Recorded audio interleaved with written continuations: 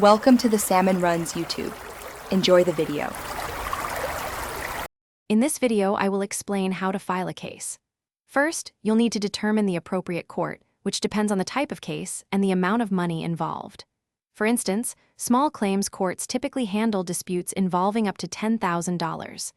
Next, gather all relevant documents, such as contracts, emails, and receipts, to support your claim. This initial preparation is crucial for a smooth process and helps you present a clear, concise argument. Once you've identified the court, the next step is to prepare your complaint.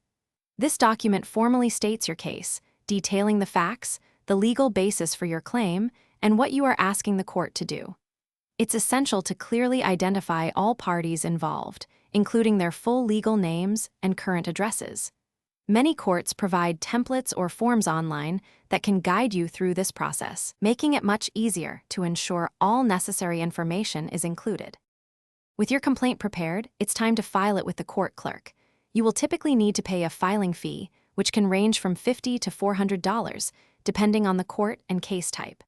After filing, you must formally notify the other party, a process called service of process. This usually involves a neutral third party delivering the documents. Always keep at least one copy of every document for your own records.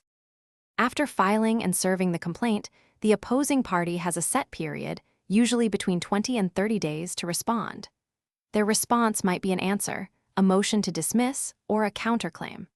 Following this, the case often moves into a discovery phase, where both sides exchange information and evidence.